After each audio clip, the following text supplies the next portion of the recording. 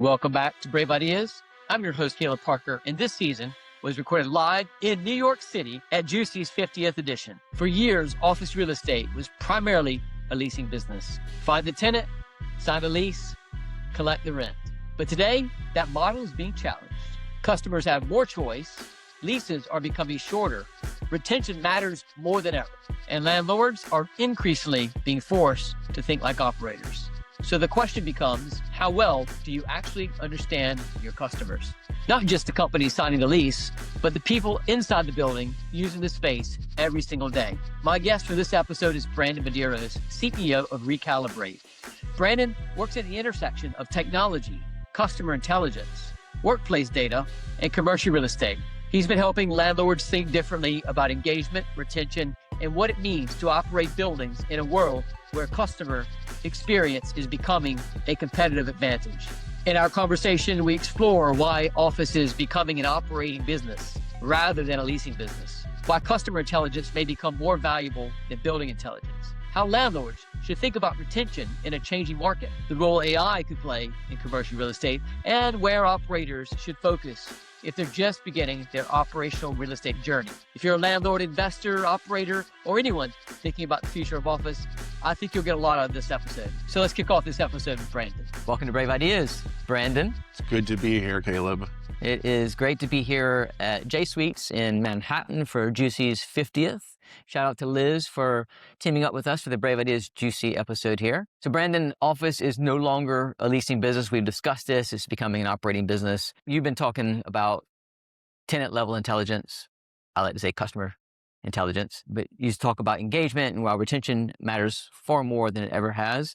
And we're going to get into that discussion today. So as we are moving into operational real estate, you've said that it's become one of the most complex environments for landlords than it's ever has been before. What makes this moment so difficult right now or different than it used to be? I mean, we came out of COVID, obviously, actually we came out of the late 2010s in a pretty simple interest rate environment, which was number kind of one big driver to it, with a lot of demand for investment in office. Office is probably one of the largest sectors when it comes to capital placement of commercial real estate, which is in itself a massive investment vehicle, right? So we came out of the 2010s feeling pretty good about ourselves and our industry. And then we hit COVID. COVID brought some serious questions, obviously, to how we think about the use and purpose of office, right? As we came out of COVID, we saw return to office in some formats, but certainly it became uneven, and we're still dealing with a lot of experimentation from tenants who still have not really figured out how they're going to occupy space anymore. So that was a huge blow that we're still kind of figuring out and dealing with. The interest rate environment got way more complex. The interest from institutional investors has become more complex too, because office looks certainly less desirable than it's looked in the past. And I think the big one too is now we're sitting down the barrel of how AI is going to impact jobs, right? And we don't know, right? Mythos could be the greatest thing that's ever happened to humanity. That's the new Claude model, or it could be more overhype than we've seen before. But we can't say without doubt that AI has not impacted the jobs market. And when the jobs market impacted, the way we need and use commercial real estate is impacted. The way that we need and use commercial real estate has been impacted by COVID still, with great experimentation. And so we're sitting in 2026 in what is becoming a more healthy office market. We're certainly seeing more leasing across the US. I think we had the best year of leasing since 2020 in 2025, Thankfully, which is good, right? But we still have markets that are sitting around 25% general vacancy, right? And so we're sitting here in New York, and New York is one of the best markets, and it's been one of the most resilient. We have seen people back to the office. We've seen higher rents again, and yet Chelsea and downtown and Flatiron and Midtown South still haven't recovered, right? And so it's been uneven, and it's a difficult investment class right now, and those challenges don't seem like they're going away anytime soon. You hear that word bifurcation. You've got the great stories of the leasing activity and the flight to quality and the best assets performing very well. Yet at the same time, we have buildings that are selling at 90% of the previous value. It's becoming a really interesting market right now. What that leads to those, it becomes more unpredictable. The dealing with office real estate specifically is becoming more operational, Yeah. more dynamic. And so when you talk about this quote tenant level intelligence, what exactly does that mean for you? And why is building level reporting no longer good enough? Yeah, I think a big part of what we think about all the time is it seems to us that commercial real estate went from like a lease management business. I manage a lease, I lease to the next guy, I manage the next lease, right? I have a predictable function, right? The market has pinned itself in every underwriting that's ever been done in like recent history. Every underwriting model assumes that 70% of tenants renew in place, right? And it's a really big one to think about. Why do we hold that number? Because if we don't hold that number, that means that we're underwriting for a tenant who's going to go vacant. When they go vacant, we have months of downtime before we get our next tenant. We have to pay huge TI, tenant improvement allowances, huge leasing commissions, tons of free rent, right? And so we've pinned ourselves into that model and we said, hey, that's the numbers that make our underwriting work, right? Fast forward to 2026, retention rates are all over the place. You could renew a tenant could say they're going to renew with you, tenant could leave, right?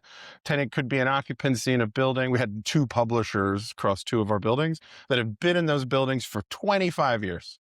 Post-COVID, gone. 0% occupancy. Those tenants are both leaving. Publishing industry doesn't need office space nearly as much as it did. Were our underwriting models right? No, they weren't, right? And so when we talk about tenant level data, what we want to try to understand is how can we put ourselves into the shoes of a tenant to try to understand the things that they're going through, right? So if you're sitting over at Willis Towers Watson or Facebook or Meta or Google or Microsoft, doesn't matter. Each one of these real estate teams is looking at their own data across their portfolio, and they're saying, where are my needs right now? How am I utilizing this premises? What space, what square footage will I need at the end of term, right? Is this supporting the needs of my business today? Is this the right building that I should be in, right? And so when we ask ourselves the question, what is tenant level data? Tenant level data is the data that our tenants use, right? When we put ourselves into the shoes of our owners, what we want them to be able to do is function as if they are a best-in-class workplace strategy team who knows as much about that tenant as that tenant knows about themselves. And so what we try to do is we try to lever the existing toolkits that we have in our buildings to unlock that. And that could be things like our occupancy systems. It can be things like our tenant experience apps. It can be things like our reservations platform. It can be our parking components. It can be our Wi-Fi data that we use and we use religiously, right? And so what we try to do for it is form the data up in a way that we can then say, look, we understand you, right? We understand what you're going through. We understand that we sold you space for 150,000 square feet, but we only think you're going to need 50, 60 at the end of your term, but we want to retain you, right? We've built this program up around you and it's supporting the needs of your clients. I'm going to explain how it's supporting your needs, right? We've done a great job on your amenities program. And what we want to avoid at the end of the lease is we want to avoid construction risk, right? We want to rebuild your space where you're going to need it. We want to make sure you can move you into it seamlessly, so that we can win your deal at the end. That tenant's not technically renewing in place, right? They went from 150,000 square feet to 60,000 square feet. But what did we have an opportunity to do? We retained them. So earlier you said that the tenants, the customers, they already have this data and they're using their own data to inform their decisions. And what you're saying is the landlord needs to have access to that same data, which is where you've come in to help surface that data for the landlord. It's a bit over the top maybe to say that every tenant in the world has access to that data. I think they try to, right? But I think what you find is that there is some, and like Phil Kirshner is going to be bouncing around here later. Interesting talk, I'm sure, that he'll give. Stay tuned for his episode later in the season. There you go. You'd be surprised. You'll find some really advanced workplace strategy teams and companies, and then you'll find some, it's nowhere near as sophisticated, right? And so kind of when you move out of like the majors into the mid markets, they don't have access to this data nearly as much, right? They make their decisions on anecdotes. They try to surface it later, right? But yeah, for the most part, buildings have access to this type of stuff and they can provide these services. If we all agree that real estate's moving from a white box product to a service, which we've been covering this podcast for years now, then it makes sense that a landlord having the data to be able to have intelligent conversations with that customer, serve them better by getting ahead of their needs. Yeah. But if they've underwritten that customer's lease for 10 years and you're 3 years into this or 4 years in, and all of a sudden you're like, actually, this is not working. Is the landlord really going to go to that customer and shrink their footprint? In markets like Chicago or buildings where you're experiencing like 70, 80% occupancy and you're struggling because the markets are struggling? The answer is no, of course not, right? But in markets like Miami or Phoenix, right, where these markets are on a tear, right, and there is an opportunity to increase your rent roll, we have negotiated deals with tenants who are not using space. Why? Because there's a tenant spending $80 a foot, and we know the market, we know our rents are 120 a foot. Well, we can go to that tenant proactively and say, hey, I've got a tenant who's willing to pay me 120, right? You guys want to buy out of your lease? I'll give you a sweetheart deal, right? Might just take your security deposit, discount your rent way down, bring your new tenant into place, and then have 3-4 months of downtime as we do construction for the next tenant, right? So I point this out to say it's not as if every building in the US is bad. There are different propositions, right? There's the tightness and replacing your rent roll. And then on the downside protection, there's the knowledge that we can underwrite this appropriately. We might not let them go in 4 years, right? With 4 years left in their lease, but we could start planning for what that's going to look like. So if I'm a landlord listening to this right now, and I'm already paying attention to my occupancy, my rent roll, Yep. the lease events that will come up in the future, I think I've got a good feel of what the business plan is going to look like over the next 4, 5, 10 years. What is the biggest blind spot that I'm missing right now? There is no one under the sun who has a good idea of what the business plan is going to look like for the next 4, 5, 7, 10 years, right? There's just too many changes that are going on. There's just still too much uncertainty and confusion between how tenants are performing, right? That you can never really feel as if you've got a strong enough handle on it. You can try your best. That's all we can do today, if that makes sense. Does that then change the way we think about investing in real estate? It does. I mean, there's big questions in there, right? Like why we talk about retention and not renewal so much is renewal for us is such a function of just what the business needs, someone's business needs are, right? If it goes up, they need more space. If it goes down, they need less space, right? The idea that commercial real estate was stable because it generally followed the jobs market was like why we believe those numbers to be true.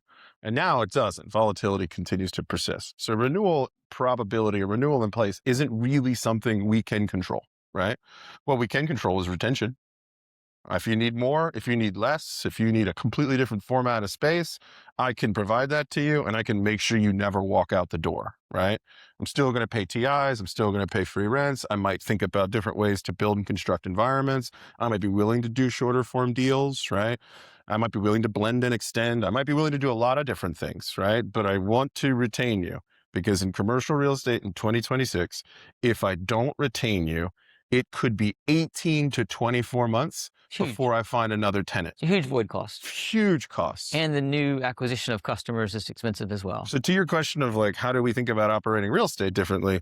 We start thinking about driving that retention number and being able to cater to whatever the business requirements is at the end of a lease and sometimes ahead of that needle, right? No one's ever going to bat an eyelash for some tenant saying, well, I need more space in year 3, right? But you will if you can't figure out where you're supposed to put them in your building. Mm-hmm. If you can't figure out your adjacencies and you say, hey, I have 4 buildings, you're in this building, the closest I can give you is a quarter mile down the way. That tenant's going to go, it sucks. This isn't great, right? It feels like this is like a major shift in how landlords and investors look at value protection. How do you protect the value of the building? How do you create more value for that building? It's completely changing things up. How do you think amenities and hospitality and the operational real estate aspect of engaging customers that are in the building, are we, as we move into these operational extras that affects this retention, what is that going to do for the asset performance? Yeah, I think since we talked 2 weeks ago, 3 weeks ago, Yeah. I actually finished up a big data project with one of our clients, Tourmaline Capital Partners, and we'll be producing that case study with them probably tail end of this week, early next, right? And I'll talk about that in a sec, but like We'll have to put a link to that case study. as soon as it comes out, yeah. we will attach it, right? But I think when we talked about amenities were one of those knee-jerk things that we just started to do. We've had amenities in buildings for a long time, and it's like not totally new, but usually it was like a pretty crappy fitness center somewhere tucked into the bottom of a building, or a conference center that was like a couple of chairs thrown in with maybe AV associated with it. Following after COVID, those things just went on steroids, right? We started building bigger centers, bigger conference centers. We started experimenting with pieces. You got Vornado experimenting at One Penn Plaza. If you're in New York, I think Annie, one of my favorite New York jobs, right? They partnered with Episcope Hospitality. They opened up One Penn. There's a great public plaza in there now. They partnered with Industrious. They did a lot of things really right. And then you have One Penn on a tear. That used to be like some of the worst, dumpiest real estate in New York. It was attached to Penn Station. Now they're at 90-something% occupancy and the rents are highest than they've ever been. None of those buildings would be considered Class A plus, right? You're not talking about a new tower that's gone up. So in New York, great example, fantastic example. But it meant that they didn't just build amenities. They made the concept of a premium product so core to what they thought about, right? They put great operators into place. They understood what they were trying to accomplish. They built engaging spaces, right? All too commonly, buildings will just build the conference center and manage the construction project and say, well, it's built. I put it in a place. I'm done, right? It's so much more than that today. A premium product requires you to turn your asset management ethos into, I'm going to actually think about the way that I program buildings, the way that I engage. And so coming to this TCP study, we call one of those metrics engagement. And engagement for us is a measure of the percentage of employees who have engaged with our amenities in the last year, right? Generally speaking, across our fleet, we see a 12%. 12% of employees engage with amenities. Most of those are pretty fitness-based, right? With TCP, Tourmaline Capital Partners, we see a 35% engagement rate, right? They have made it a part of what they do. Is that good, 35%? 35% is like some of the highest that we've seen so far. We're just now figuring out what good looks like. It's interesting you say that's good because if you think about, that means 65% are not engaging with the still amenities. Opportunities. And when you think about the putting amenities to a service charge and billing that back to a customer versus if you were to have it on some sort of, if you're monetizing it through a profit center, whether that's a lease, a management agreement, or whatever it be, if you've got only 35% engagement, is that enough to sustain a business? Seems like it's enough because as we look at we don't run Vornado, so I can't tell you what their numbers are, but when it comes to TCP, the 35% engagement rate that they've seen across their big three assets has generated a 30% rent premium over their peers, has kept their buildings 15-20% lower in higher in occupancy than their peers, lower in vacancy than their peers. When a space goes dark, they replace their tenants within 7 to 8 months, not 18 months, right?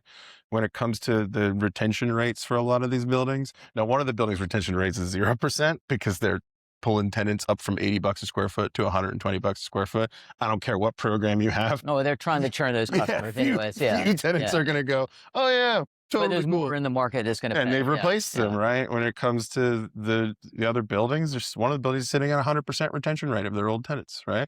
And the point being is that the building is appealing. It's appealing. It's appealing to people. People want to be there because of the amenities that are in the building. And then to your point, saying that 1/3 is not enough, could we do better? I'm sure we can, right? I'm sure there's opportunities for us to go over 1/3. But when you're talking about 1/3 of people in the building have recognized that the space that they go to, which is so normal for office, my office is on the 16th floor. I go into my elevator and I go up to the 16th floor, right? That's what I do. And that's what happens in most buildings. Again, our engagement rate against the rest of the fleet is 12%, right? These guys are sitting at 35%. When you think that one in three people are aware that there's a gym, there's a fitness center, engaging with it and doing so regularly, I would say that's pretty good for where we're coming from in office, which was 0 prior to COVID, or numbers that were so close to 0 as to be irrelevant, right? And so when I look at these guys on the metrics that matter and the things that they're doing versus their peers, they have demonstrated that they have a premium product, right? And that's a compelling story. Well, you talk about Penn Plaza. I mean, that huge screen, that massive screen in there. I imagine office attendance is up during the playoffs of baseball, basketball, football, hockey. For those who like sports, the Olympics, you've got to match the screen. Now, I'm not advocating every building needs to have a 1,000-foot wide screen. That in itself is a big tick box, I think. I would just say though, we've done this math inside out, front and reverse. We've yet to see a relationship between increased engagement driving increased attendance. It seems to be the other way around, right? Say that again. So we haven't seen like, okay, if I engage with an employee, do they come to the office more frequently? The answer is no, they don't, right? But it's true in reverse that those who engage attend the office more, right? But it's not because they're engaged that drove them back to the office. It's that our engagements are better at people who attend the office more frequently, right? We are and should be designing our amenities to the people who use the office. We should not be designing it to try to get that one person who doesn't want to come to the office to come back to the office. We have yet to prove or seen it be true that that happens. I think that in itself is like a mic drop moment, because so many people in our industry have been trying to get people back into the office and trying to design for that. And you're making the point, well, actually let those people, don't worry about those people, focus on the ones that want to be there, because there's a lot of those people too. Do you design airports for people who are afraid of planes? Like, no, if I'm afraid to fly, I don't go out of my way to design an airport to be like, I'm so sorry that you're claustrophobic and don't like planes. Let me think about how to design air travel different, right? No, you design air travel for the people who travel, right? That's why you have your your medallion status, your United status. We give more benefit to the people who travel frequently with us, right? Office buildings should be gearing ourselves up so that we can, for the people who come to the office, we can make their workday the most impactful workday that they have, right? It's refreshing to hear, because the whole debate that we've witnessed the past 5-6 years around the RTO, work from home, it's really, put that aside. Let's just focus on the people that want to be there. And you don't hear, Amtrak employees fighting with Delta on LinkedIn, right? You do not, no. I mean, people take trains, people take planes. Yep. You mentioned Annie earlier. We do have an audience here. Annie Rinker's in the audience, and we've got Ben Wright, both former alumni of this podcast. But I want to give them a shout out here. I think one thing I also want to point out is, Annie's also a client of yours. Yep. And so hopefully everything you're saying here, she's giving you a thumbs up on. She is. Yep. There we go. Thumbs up for those listening. Hey, everybody. I'm breaking into the podcast. My name is Liz Elam. I'm the founder of Juicy. And I wanted to break in and let you know that there's other ways to be connected to Juicy. So you can join Juicy membership if you go to juicy.co, which is gcuc.co. On membership, you can find a really great deal right now. We're running a summer series. And in July, we're in the middle of it. And our second speaker is going to be on at the end of July. So definitely look at joining membership, which is also a great way to get discounts to Juicy events in live, in person, in real life, which is where we all want to be right now, is in real life. That is the future. In September, we're going to be in beautiful Cape Town, Africa, doing Juicy Africa for the first time. Antoinette is working really hard on that event. Head over to africa.juicy.co for more information and to get your tickets. Then in October, we're back in London, which is always such a great event. London is such an amazing city. It's so vibrant. The scene is incredible. You should definitely consider attending. You can get information there on uk.juicy.co. Emily is working her tail off, and it's going to be epic as always. And if that wasn't enough, we recently announced that Juicy USA 2027 is in one of my favorite cities in America, the vibrant, the amazing Miami. Early birds are up. They're never going to be this cheap again. So also look at juicy.co for a link to Miami early bird tickets. That's the only place you'll find those tickets. Anyway, we're over here busy thinking of new and exciting ways to educate you guys and inspire you guys. Hope you're enjoying the podcast. We had such a great time at Juicy's 50th with Caleb and Brave, and now I'm going to turn you back to it. I want to get really deep and practical for a second. So we've been talking some really good notional things here. Is there an example or examples of maybe specific amenity interventions into a building, rather than just making the building more marketable and sound appealing, it actually has a tangible effect on that engagement you were talking about for the people that are coming in already? What's a specific example that you can talk about? I think I'll put that in into practical terms, right? I think what we see about fitness centers is we see fitness center engagement rates peak around 12 to 15%, right? So you can never say, oh my God, I'm going to put a killer fitness center in and somehow address everybody. You just don't, right? Like you get 12 to 15% of the building population uses your gym. Why? Because they're athletes, because they like to work out. They make it a part of their routine. Those are great gyms. People show up 1-2 days. We have something called touch points per attendance, how many times they show up. Usually people who are super embedded in the gym is a little bit over a day per attendance, right? Mm-hmm. So they hit the gym at least 1 day a week, right? 1 day when they show up. And so if we say like, oh, are we going to design a killer fitness center? Just know that you're designing it for a proportion of your building, right? And you're going to design a different style in Miami, who is way cooler and way more in shape than we are up in Chicago and Boston, right? So just be aware of it. Know that you're going to build a fitness center. You should size it appropriately to expect to hit that proportion of a population, right? And then you should think about diversification, right? Like all too frequently, we overbuild these massive conference rooms because we think everybody is going to need these giant training rooms. And certainly it's true in larger buildings that are formatted for law firms, you are going to need those. But I'll tell you what, you're not going to need them now when your leases haven't rolled yet, because those tenants also have large conference rooms. So we just built a large conference room for 100 people in a building that has 7 other large conference rooms. Why did we build that? Like, to what point, right? If we built it saying, hey, in the years coming, we're going to roll off these tenants because they don't want to carry it anymore, it's a great idea, right? But if you just built it because it's what the guy next to you built, it's redundant. Imagine you're going to have those conversations with the customer in the retention phase to try to get them to renew and say, oh, we can shrink your footprint by taking on and making this a common space. It's like the most requested thing of large law firms, right? Who carried a whole floor for a conference room facility and just saying, I don't need it anymore. I didn't really want it. Can I have a shared facility, right?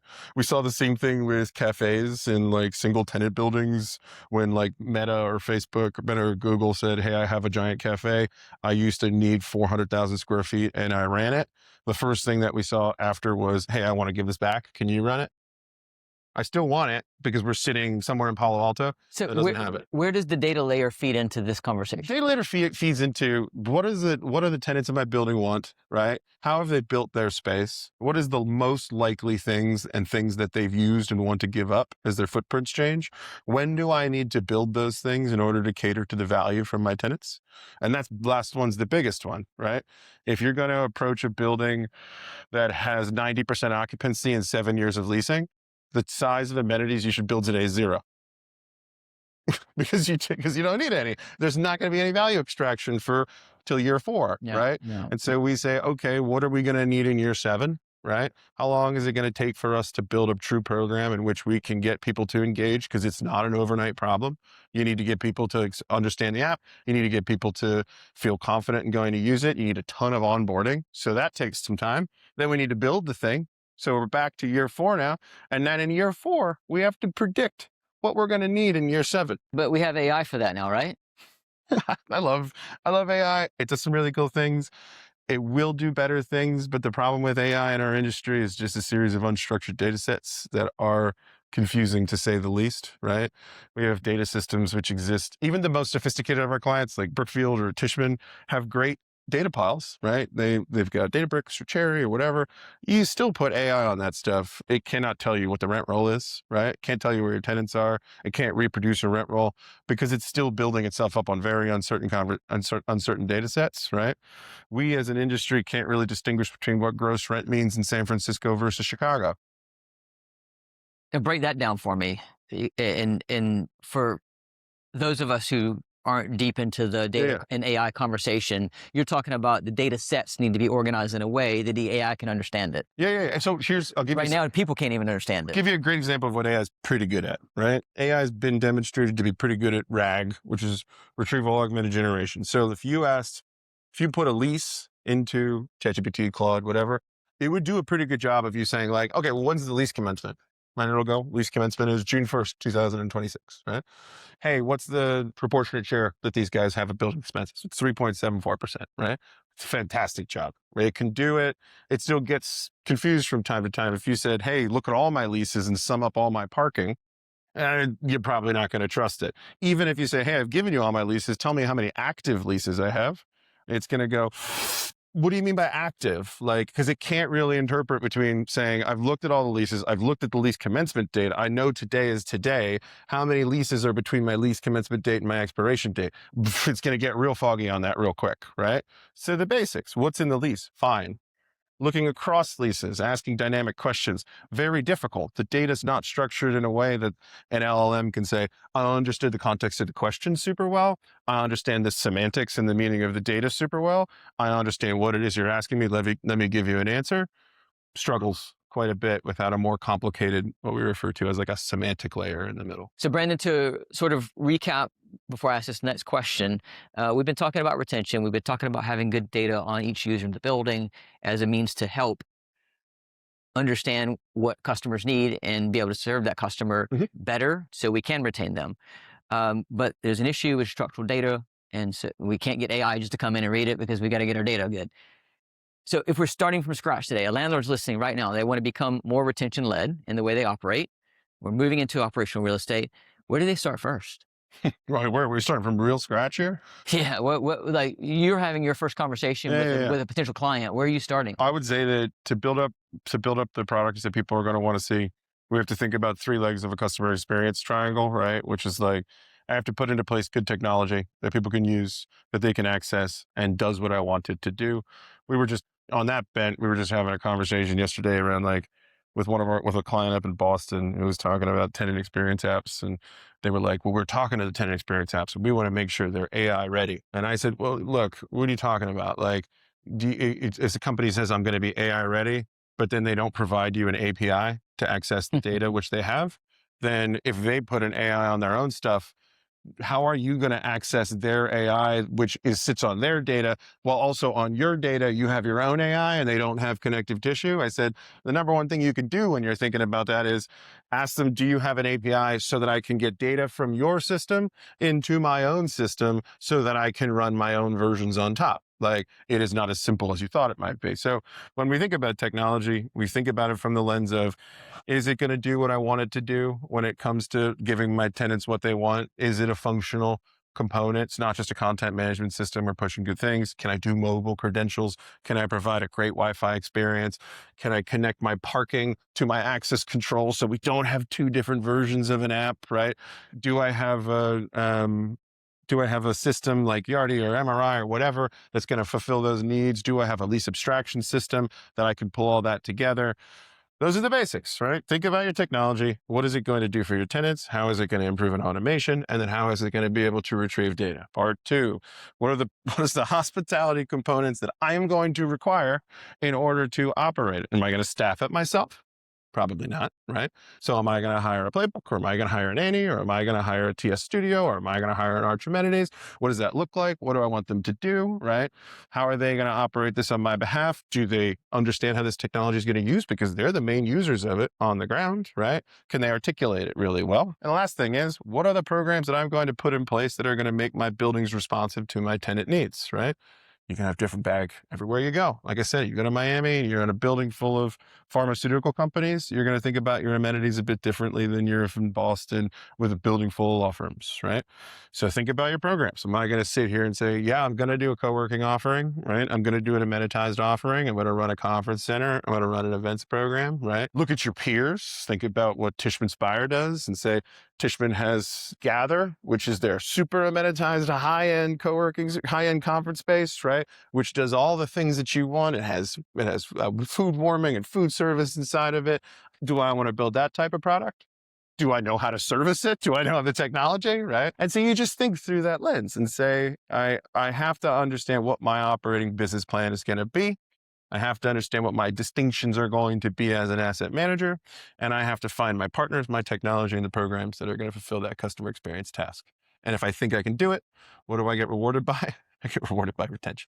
Great way to sum that up. That's the key word for this whole episode, retention. Not just renewal, not just focus on occupancy, but keeping the right customers longer. I think one of the things that data ends up enabling you to do is, while you said earlier, you cannot predict 7 to 10 years in the future in that business plan. Nobody can. Yeah. By having the data structured right and understanding it, you can have more confidence in what that business plan is going to look like, which is going to help protect your exit value eventually. So the exit value is kind of the last thing I wanted to end up with, because this is a co-working conference. I'm sure a lot of co-working folks, right? I used to be a co-working guy. I used to be a WeWork guy back in the day, before in the glory days, right?